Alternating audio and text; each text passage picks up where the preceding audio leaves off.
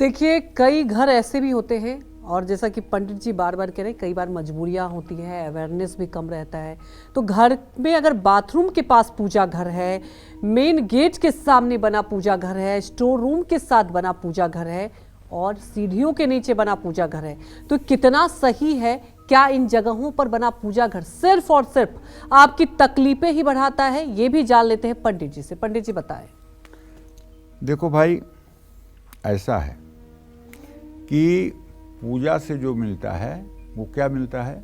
मानसिक शांति। पूजा से मानसिक शांति मिलती है। कोई भगवान आपको रिजर्व बैंक की तरह रुपया छाप के नहीं देंगे और ना कोई भगवान आपको सोने का सिक्का देंगे। भगवान की जब आप उपासना करते हैं और भगवान के प्रति आपका एक निष्ठ भरोसा होता है तो भगवान आपको धैर्य देते हैं, भगवान आपको विवेक देते हैं और भगवान आपके अंदर सदाचार देते हैं। दुख और सुख प्रारब्ध के अनुसार अगर हमारे ऊपर आते हैं तो उनको सहन करने की क्षमता भी हमें ईश्वर ही देते हैं। अगर केवल पूजा पाठ करने से और होने वाली परेशानियां बंद हो जाती तो स्वामी रामकृष्ण परमहंस को कैंसर न होता। साक्षात श्री कृष्ण जिसके ऊपर विराजमान रहते हैं, ऐसे बाबा प्रेमानंद जी महाराज की दोनों किडनियां फेल न होती। तो अवश्यमेव भोक्तव्यम कृतम कर्मम शुभाशुभम। अरे हमने अनंत जन्म लिया है, किसी जन्म का भोग हमको इस जन्म में भोगना पड़ेगा। और ये जो बड़े बड़े सिद्ध संत महात्मा हैं, ये अपने रोगों को दूर करने के लिए अपने पुण्य का इस्तेमाल नहीं करते हैं। ये समझ करके भोग को भोग लेते हैं कि भोग को भोग लेंगे तो आवागमन के चक्कर से हमें मुक्ति मिल जाएगी। पुनरपि जननम पुनरपि मरणम पुनरपि जननी जठरे शयनम। बार बार मलमूत्र से होकर के आना जाना बंद हो जाएगा। इसलिए बहुत साफ सी बात है कि पूजा से हमें मानसिक शांति मिलती है। आजकल के कुछ बच्चे ऐसे हैं जो अपने माता पिता को कहते हैं कि तुम जिंदगी भर से पूजा पाठ कर रहे हो, तुम्हारी जिंदगी पूरी खराब रही, क्या मिल गया तुमको पूजा पाठ से? मैं नहीं मानता पूजा पाठ को। उनको पूजा पाठ से ये मिल गया है कि आप बोल रहे हो। उनके पूजा पाठ से ये मिल गया है कि अभाव में भी उन्होंने आपकी परवरिश कर दी है। उनके पूजा पाठ से ये मिल गया है। उनके पूजा पाठ का ही परिणाम है कि सूरज आपको रोशनी दे रहा है। उनके पूजा पाठ का ही परिणाम है कि आपको ऑक्सीजन के लिए सिलेंडर की ज़रूरत नहीं है, बल्कि भगवान ने आपको ऑक्सीजन दिया है, उसे सांस ले रहे हो। नास्तिक मत बनो। नास्तिक बनकर कुछ दिनों नास्तिक बनोगे, एक दिन जब वज्र टूटेगा तब कुछ समझ में नहीं आएगा।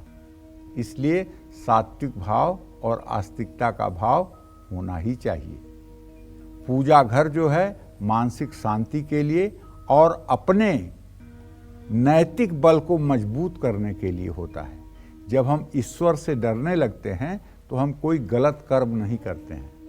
नहीं तो शरीर के अंदर ये जो मन है ना, ये मन 5 इंद्रियों के साथ जुड़ा हुआ है और ये इंद्रियां भोग की आदि हैं और मन को बलात्पूर्वक खींच करके ये गलत रास्ते में ले जाती हैं। कोई आदमी संसार का बताए कि अगर वो हत्या करता है तो क्या उसके मन के अलावा और कोई दोषी है? क्या वो बलात्कार करता है तो उसके मन के अलावा और कोई दोषी है? अगर वो कहीं लूट करता है तो उसके मन के अलावा और कोई दोषी है? अगर वो चोरी करता है तो उसके मन के अलावा और कोई दोषी है?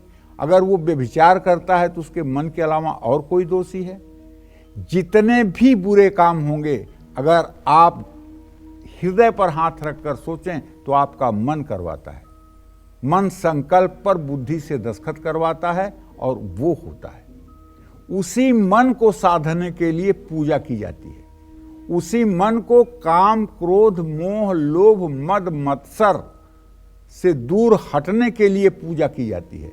जब हम भगवान को डरते हैं तो हम सोचते हैं अरे ऐसा कुछ नहीं करेंगे, भगवान देख रहे हैं, बहुत गलत हो जाएगा, बहुत अन्याय हो जाएगा, भगवान देख रहे हैं, अगला जन्म खराब हो जाएगा। जब हम भगवान को डरते हैं तो हम कोई गलत काम नहीं करते।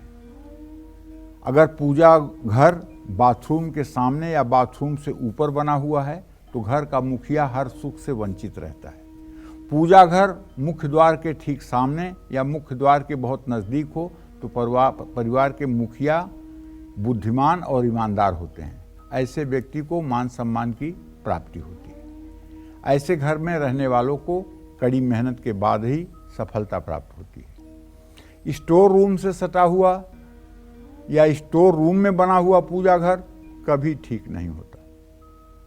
बेडरूम में भी पूजा घर बनाने से बचना चाहिए, लेकिन मान लीजिए मजबूरी है तो लकड़ी का मंदिर बेडरूम के ईशान कोण में 4.5 फीट ऊंचाई के ऊपर लगा दीजिए और उस पे एक पर्दे की व्यवस्था कर दीजिए। पर्दा पीले या नीले रंग का हो। जब रात्रि में आपके बेड पर शयन का समय हो तो पर्दे को आप खींच करके मंदिर के सामने लगा दीजिए। इससे वास्तु दोष कम हो जाएगा और उसका नुकसान भी आपको नहीं उठाना पड़ेगा। बेसमेंट में भी पूजा का कमरा नहीं होना चाहिए, लेकिन अगर आप बेसमेंट में रहते हैं, बेसमेंट में आपका ऑफिस है, बेसमेंट में आप 8 घंटे 10 घंटे व्यतीत करते हैं, तो वहाँ बेसमेंट के ईशान कोण में अगर लकड़ी का मंदिर लगा करके या वैसे ही चित्रों को दीवार पर लगा करके आप पूजा कर सकते हैं। मूर्तियां भले ना रखें, लेकिन चित्र लगाकर आप पूजा कर सकते हैं, इसका कोई दोष नहीं होगा। लेकिन सीढ़ियों के नीचे पूजा का कमरा तो कभी भूल के ना बनाइएगा। आपका घर अगर बहुमंजिला है तो पूजा घर को हमेशा ग्राउंड फ्लोर पर ही बनाना चाहिए। ये बात ठीक से समझ लेनी चाहिए। जय मां विंध्यवासिनी।